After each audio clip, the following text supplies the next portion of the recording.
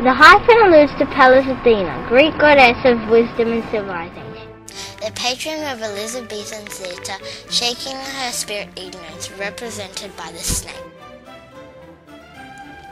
Shakespeare did not invent the sonnet. The father of the English sonnet was Henry Howard, the Earl of Surrey, and he was married to the 15th Earl of Oxford's daughter, Frances de Vere.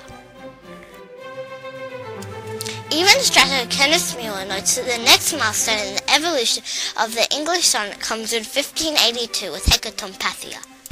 But Muir doesn't mention that the man behind the passionate Century of Love is Surrey's nephew Edward de Vere. Another Strato, Dover Wilson, unwittingly confirms Edward de Vere authored Shakespeare's sonnets, because sonnets 1 to 17 are about marrying off de Vere's daughter.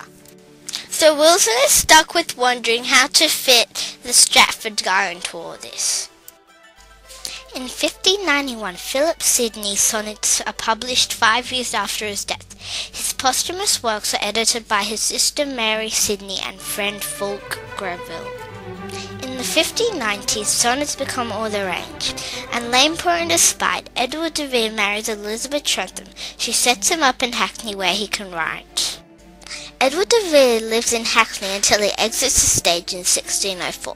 By 1609, Elizabeth Trentham needs money from the sale of their Hackney mansion, and de Vere's or Shakespeare's sonnets to buy back the castle of Havingham, the lost family seat for her son Henry de Vere, now the 18th Earl of Oxford.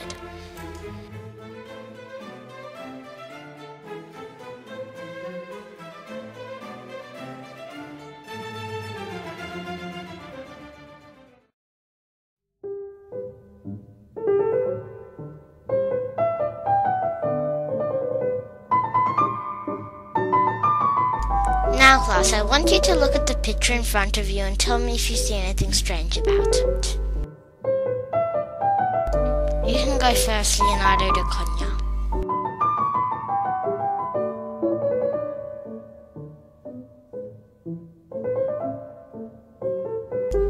Make a mark or a circle. Very good, Leonardo.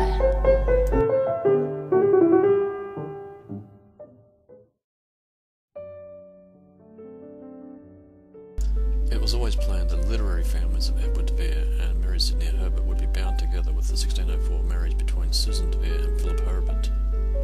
In 1619, William Jaggard is wooing Susan de Vere during the production of Archaeoplautus to win the contract to be the printer of the big one, her father's collected works, the first folio.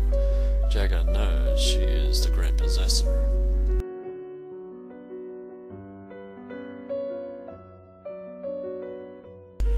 This is the first part of Susan's message in a bottle to us, 400 years into the future. The key here is the translation of Armitage de Gaulle saga, involving various collaborations with their longtime assistant, Anthony Munday. Now for us, the fascinating plot. Armitage de Gaulle is about the star-crossed love of King Perion of Gaul, and Alicina of England, resulting in the secret birth of Armitage. Abandoned at birth on a barge in England, the child is raised by a knight in Scotland. Then goes on the adventure to find out his true origins. Monday's dedication of the book is another confirmation of Susan de Vere as the grand possessor of the Shakespeare manuscripts and source books. He states, "By the help of that worthy lady I have had such books as were of the best editions." The Armitage message is also reinforced when the Susan de Vere-Mary Sidney Roth collaboration begins on the Countess of Montgomery's Urania, eventually published in 1621. In the run-up cleft, Urania learns that the couple who reared her from childhood are not her actual parents. After many obstacles in the climax, Urania finds out about her royal heritage. Susan had a close relationship with Ben Jonson. She appeared in more of his New Year Mass for the royal court than anyone else. Ben Jonson fell in love with her.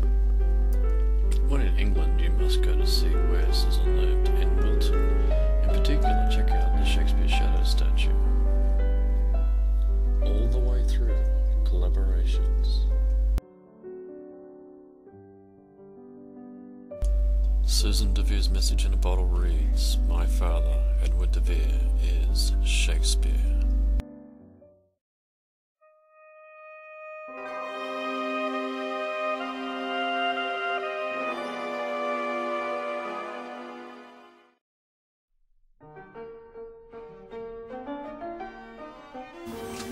No, Mr. Jagger, this is not the picture I want.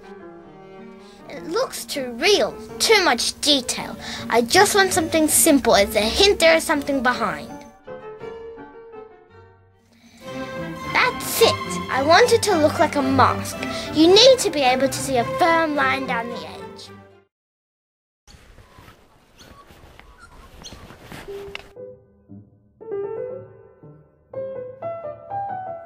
Excellent. Even better with the reversed arm.